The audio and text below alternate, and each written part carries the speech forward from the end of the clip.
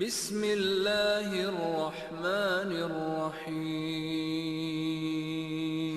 الحمد للہ رب العالمین والصلاة والسلام علی نبینا محمد وآلہ وصحبہ اجمعین واشہد ان لا الہ الا اللہ وحدہ لا شریک لہ واشہد ان محمدا عبدہ ورسولہ اما بعد۔ معزز سامعین، برادران اسلام اور پردہ نشین ماؤں اور بہنوں، رمضان المبارک کا یہ نورانی اور بابرکت مہینہ در حقیقت نفس کے محاسبے، روح کی بالیدگی اور اعمال کی اصلاح کا سب سے عظیم موسم ہے۔ آج کی اس نشست میں ہم ماہ صیام کے حوالے سے چند انتہائی حساس فکری اور عملی پہلوؤں پر گفتگو کریں گے۔ یہ وہ پہلو ہیں جن کا تعلق براہ راست ہماری روزمرہ زندگی، ہمارے معاشرتی رویوں اور ہماری آخرت کی کامیابی و ناکامی سے ہے۔ آئیے اپنے دلوں کے دریچے کھول کر ان باتوں پر غور کریں۔ میرے دینی بھائیوں، آج معاشرے کا ایک بہت بڑا المیہ والدین کے حقوق کی پامالی ہے۔ اے وہ شخص جس نے اپنے والدین کی نافرمانی کی ہے، کیا تو اپنے نفس کے معاملے میں اللہ تعالیٰ سے نہیں ڈرتا؟ کیا تجھے معلوم نہیں کہ والدین کی نافرمانی ایک ایسا سنگین قرض ہے جسے بہر صورت چکانا پڑتا ہے، خواہ دنیا میں جلدی یا آخرت میں دیر سے۔ اے وہ شخص جسے اللہ نے ہدایت سے نوازا ہے، ذرا اپنے گریبان میں جھانک، وہ کیسا پتھر دل انسان ہوگا جو اپنے والدین یا ان میں سے کسی ایک کو اس حالت میں تنہا چھوڑ دے کہ وہ صدمے اور دکھ سے آنسو بہا رہے ہوں، یا وہ جبر اور قہر کی وجہ سے اپنے غم اور غصے کو دل ہی دل میں پی رہے ہوں۔ کیا اس نافرمان اولاد نے اپنے پروردگار کا یہ جلال و جمال سے بھرا فرمان نہیں سنا؟ وَقَضَىٰ رَبُّكَ أَلَّا تَعْبُدُوا إِلَّا إِيَّاهُ وَبِالْوَالِدَيْنِ إِحْسَانًا إِمَّا يَبْلُغَنَّ عِندَكَ الْكِبَرَ أَحَدُهُمَا أَوْ كِلَاهُمَا فَلَا تَقُل لَّهُمَا أُفٍّ وَلَا تَنْهَرْهُمَا وَقُل لَّهُمَا قَوْلًا كَرِيمًا وَاخْفِضْ لَهُمَا جَنَاحَ الذُّلِّ مِنَ الرَّحْمَةِ وَقُل رَّبِّ ارْحَمْهُمَا كَمَا رَبَّيَانِي صَغِيرًا۔ اور آپ کے رب نے فیصلہ فرما دیا ہے کہ تم اس کے سوا کسی کی عبادت نہ کرو اور والدین کے ساتھ حسن سلوک کرو۔ اگر ان میں سے کوئی ایک یا وہ دونوں تیرے سامنے بڑھاپے کو پہنچ جائیں تو انہیں اف تک نہ کہو اور نہ انہیں جھڑکو، اور ان سے نہایت ادب و احترام سے بات کرو، اور ان کے سامنے شفقت اور عاجزی سے اپنے بازو جھکا کر رکھو اور دعا کرو، اے میرے رب، ان دونوں پر رحم فرما جیسا کہ انہوں نے بچپن میں مجھے رحمت و شفقت سے پالا تھا۔ ذرا غور کیجئے، اللہ رب العزت کے یہاں والدین کا مقام کتنا عظیم ہے۔ قرآن کریم میں والدین کی عظمت کو ایک انتہائی سخت اور کٹھن صورتحال کے تناظر میں یوں بیان کیا گیا ہے: وَإِن جَاهَدَاكَ عَلَىٰ أَن تُشْرِكَ بِي مَا لَيْسَ لَكَ بِهِ عِلْمٌ فَلَا تُطِعْهُمَا وَصَاحِبْهُمَا فِي الدُّنْيَا مَعْرُوفًا۔ اور اگر وہ دونوں تجھ پر اس بات کا زور ڈالیں کہ تو میرے ساتھ اس چیز کو شریک ٹھہرائے جس کا تجھے کوئی علم نہیں، تو ان کی اطاعت نہ کر، اور دنیا میں ان کے ساتھ اچھے طریقے سے زندگی بسر کر۔ اس آیت مبارکہ کے الفاظ پر غور کریں۔ وَإِن جَاهَدَاكَ، اگر وہ دونوں تجھ پر زور ڈالیں۔ ذرا سوچئے، والدین اپنے بچے کو اللہ کے ساتھ شرک کرنے پر مجبور کر رہے ہیں، جو کائنات کا سب سے بڑا گناہ ہے، اور وہ صرف ایک بار نہیں کر رہے بلکہ مستقل زور زبردستی کر رہے ہیں تاکہ ان کا بچہ مشرک بن جائے۔ اس قدر سنگین صورتحال میں بھی آپ کا رب آپ کو کیا حکم دے رہا ہے؟ یہاں ایک ممانعت آئی ہے اور ایک حکم آیا ہے۔ ممانعت یہ ہے فَلَا تُطِعْهُمَا، شرک کے معاملے میں ان کی بات نہ مانو، اور حکم کیا ہے؟ وَصَاحِبْهُمَا فِي الدُّنْيَا مَعْرُوفًا، اور دنیا میں ان کے ساتھ بھلائی کے ساتھ رہو۔ یعنی اگر والدین مشرک بھی ہوں تب بھی ان کا یہ حق قائم رہتا ہے کہ ان کے ساتھ حسن سلوک اور بھلائی کا برتاؤ کیا جائے۔ تو پھر ذرا سوچئے، ان والدین کا مقام کس قدر بلند ہوگا جو اہل ایمان ہو، متقی ہو اور دین اسلام کے پابند ہو۔ کیا اس نافرمان نے اپنے حبیب صلی اللہ علیہ وسلم کا یہ فرمان نہیں سنا؟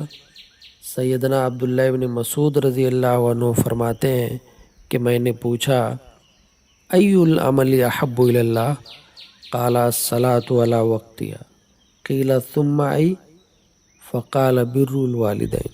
اللہ تعالیٰ کے نزدیک کون سا عمل سب سے زیادہ محبوب ہے؟ آپ صلی اللہ علیہ وسلم نے فرمایا، نماز کو اس کے وقت پر ادا کرنا۔ پوچھا گیا پھر کون سا؟ آپ صلی اللہ علیہ وسلم نے فرمایا، والدین کے ساتھ حسن سلوک کرنا۔ اے غفلت کے مارے انسان، کیا تجھے اس بات کا خوف نہیں کہ کل تو اپنے ہی بچوں سے وہ سلوک دیکھے گا جو تیری راتوں کی نیند اڑا دے گا اور تیرے دنوں کا سکون چھین لے گا؟ تو جلدی کر، اللہ تجھے توفیق دے، بالخصوص اس ماہ رمضان میں جب دل نرم ہوتے ہیں، اعضاء مہذب ہوتے ہیں اور روحیں اللہ کی طرف متوجہ ہوتی ہیں۔ اپنے والدین کی طرف پلٹا، ان سے معافی مانگ، اور تجھے خوشخبری ہو کہ اللہ تجھے ان کی رضا کے طفیل وہ کچھ عطا فرمائے گا جو تجھے خوش کر دے گا اور تیری زندگی میں توفیق کے دروازے کھول دے گا۔ اگلی گزارش اور درد مندانہ ندا امت کے نوجوانوں، بیٹوں اور بیٹیوں کے لیے ہے۔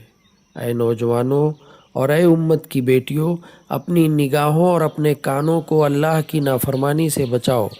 ہم سب جانتے ہیں کہ آج کل ہمارے بہت سے نوجوان لڑکوں اور لڑکیوں کی زندگی کے قیمتی گھنٹے ہر روز انٹرنیٹ اور سوشل میڈیا پر مختلف ویب سائٹ چھانتے اور لنک کھولتے ہوئے گزر جاتے ہیں۔ اگرچہ انٹرنیٹ کا استعمال حصول علم، تعلیم و تربیت اور جائز فائدے کے لیے ہو تو اس میں کوئی مذائقہ نہیں، لیکن خطرہ یہ ہے کہ شیطان انہیں ایسے لنک، ویب سائٹ اور چینل کی طرف دھکیل دیتا ہے جو شکوک و شبہات اور نفسانی خواہشات سے بھرے ہوئے ہیں۔ یہ وہ پلیٹ فارم ہیں جو فضیلت اور نیکی سے جنگ کرتے ہیں، رذالت اور برائی کو فروغ دیتے ہیں۔ آج ہماری اولاد کی آنکھیں اور کان انہی گندگی کے جوہڑوں میں آلودہ ہو رہے ہیں۔ اے نوجوانوں، ہوشیار ہو جاؤ، اس فتنے سے بچو۔ یاد رکھو کہ اللہ رب العزت پر کوئی چیز مخفی نہیں۔ اپنے رب سے حیا کرو، اپنے اعضاء و جوارح کی حفاظت کرو۔ ذرا سوچو، یہ آنکھیں، یہ کان اور یہ اعضاء جن کی نعمت اللہ نے تمہیں عطا کی ہے، ہمارے معاشرے میں کتنے ایسے لوگ ہیں جو ان نعمتوں سے محروم ہیں، جو نہ دیکھ سکتے ہیں اور نہ سن سکتے ہیں، لیکن اس کے باوجود وہ صبر کرتے ہیں، اللہ سے ثواب کی امید رکھتے ہیں اور اس کی اطاعت پر قائم رہتے ہیں۔ تم پر لازم ہے کہ تم بینائی اور سماعت کی اس نعمت کو سمجھو، ان پر اللہ کا شکر ادا کرو اور انہیں اللہ کی نافرمانی سے روکے رکھو۔ یاد رکھو، یہی ان اعضاء کی زکوٰۃ ہے۔ اعضاء و جوارح کی زکوٰۃ کیا ہے؟ یہی کہ اس ذات کا شکر ادا کیا جائے جس نے یہ نعمتیں دی ہیں، اور ان اعضاء کو اللہ کی اطاعت میں لگایا جائے۔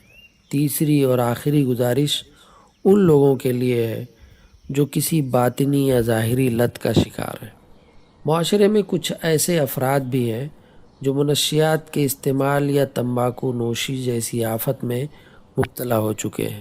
ایسے شخص نے در حقیقت اپنے رب کی نافرمانی کی ہے، اپنی جان کو نقصان پہنچایا ہے، اپنی اولاد کو بری راہ دکھائی ہے، اپنے مال کو اپنی مرضی سے نہ کہ کسی مجبوری کی تحت تباہ کیا ہے۔ اے وہ شخص جسے اس لت میں مبتلا کر دیا گیا ہے، اللہ تیری حفاظت فرمائے۔ ذرا سوچ، اگر تو کسی ایسے آدمی کو دیکھے جو اپنے ہی ہاتھوں سے اپنے مال کو آگ لگا رہا ہو، اپنے ہی جسم کو خنجر سے زخمی کر رہا ہو، تو کیا تو اس کے اس پاگل پن کو دیکھ کر اسے عقل مندوں کی فہرست سے خارج نہیں کر دے گا؟ یقیناً تو اسے بیوقوف سمجھے گا۔ تو فیصلہ تیرے اپنے ہاتھ میں ہے، تو ہی فریق ہے اور تو ہی منصف۔ تجھے اپنے اس عمل کو اسی مثال پر پرکھنا چاہیے۔ تو بخوبی جانتا ہے کہ تمباکو نوشی اور منشیات انتہائی نقصان دہ اور ہلاکت خیز اشیاء ہیں۔ اس کے باوجود ہم معاشرے میں دیکھتے ہیں کہ لوگ ان خطرناک آفات کا استعمال کر کے اپنا مال جلا رہے ہیں۔ اپنے جسموں کو تباہ کر رہے ہیں، اپنے اہل خانہ اور بچوں کو اذیت دے رہے ہیں۔ تو اے وہ شخص جسے اللہ نے اس آزمائش میں ڈالا ہے، اس مبارک مہینے کو غنیمت جان، اللہ سے مدد مانگ۔ رمضان کے اس مقدس مہینے میں دل خوف الہی سے لرزاں ہے، اعضاء گناہوں سے رکے ہوئے ہیں، روحیں اللہ کی طرف جھکی ہوئی ہیں۔ رب العالمین کا سہارا لے اور اس مہینے کو تمباکو جیسے حرام کاموں سے ایک ابدی اور دائمی روزے کی ابتدا بنا لے۔ شیطان کے وسوسوں اور اس کے تلبیس کا شکار نہ ہو کہ اب یہ مجھ سے نہیں چھوٹ سکتا، بلکہ اللہ سے مدد مانگ اور ہمت نہ ہار۔ یاد رکھ، اللہ تیری حفاظت فرمائے۔ اگر تو کسی گناہ کو محض اللہ کی رضا کے لیے چھوڑتا ہے تو اللہ تعالیٰ یقیناً تجھے اسے چھوڑنے پر استقامت دے گا اور اپنے فضل و کرم سے تجھے اس کا ایسا نعم البدل عطا فرمائے گا جو اس سے کہیں بہتر ہوگا۔ بس اپنے پروردگار سے حسن ظن رکھ، اپنے نفس کے خلاف مجاہدہ کر اور اپنے رب کی طرف سے اس انعام کی خوشخبری لے جو تیرے دل کو مسرور کر دے گا۔ اپنی آنکھوں کے سامنے ہمیشہ اللہ رب العزت کا یہ وعدہ رکھ، وَمَن يَتَّقِ اللَّهَ يَجْعَل لَّهُ مَخْرَجًا وَيَرْزُقْهُ مِنْ حَيْثُ لَا يَحْتَسِبُ۔ جو شخص اللہ سے ڈرتا اور تقوی اختیار کرتا ہے، اللہ اس کے لیے مشکلات سے نکلنے کا راستہ بنا دیتا ہے اور اسے وہاں سے رزق دیتا ہے جہاں سے اس کا گمان بھی نہیں ہوتا۔ میرے دینی بھائیوں، آج کی اس گفتگو میں ہم نے 3 اہم اسباق حاصل کیے ہیں جو در حقیقت رمضان کے حقیقی فیضان کا حصہ ہیں۔ نمبر 1، والدین کی نافرمانی کائنات کے بدترین گناہوں میں سے ہے۔ آج ہی اپنے والدین کے پاس جائیں اور ان کی دعائیں لے کر اپنی دنیا و آخرت سنوار لیں۔ نمبر 2، موبائل اور انٹرنیٹ کے فتنے سے اپنے اور اپنی نسلوں کے ایمان کو بچائیں۔ اپنی آنکھوں اور کانوں کا روزہ رکھیں، جوارح کو اللہ کی نافرمانی سے بچا کر ان کی زکوٰۃ ادا کریں۔ نمبر 3، جو شخص حلال کھانے پینے سے روزہ رکھ سکتا ہے وہ حرام اور نقصان دہ چیزوں سے کیوں نہیں رک سکتا؟ اس رمضان کو اپنی ان بری عادتوں سے ہمیشہ کے لیے نجات کا ذریعہ بنائیں۔ آئیے ہم اپنے رب کے حضور دست بدعا ہوں کہ اے میرے پروردگار، ہمیں اپنے والدین کا فرما بردار بنا، اور جن کے والدین باحیات ہیں انہیں ان کی خدمت کی توفیق دے۔ جن کے والدین دنیا سے رخصت ہو گئے ان کی قبروں کو نور سے بھر دے۔ اے اللہ، ہمارے نوجوانوں کی نگاہوں، ان کے افکار اور ان کے ایمان کی حفاظت فرما، انہیں شیاطین کے مکر و فریب سے بچا۔ اے اللہ، جو ہمارے بھائی منشیات یا کسی بھی بری لت میں مبتلا ہیں انہیں اس سے سچی توبہ کرنے کی توفیق عطا فرما۔ اے اللہ، ہمارے روزوں کو، ہمارے قیام کو اور ہماری تمام عبادات کو شرف قبولیت عطا فرما۔ آمین۔ وصلی اللہ علی نبینا محمد وعلی آلہ وصحبہ اجمعین۔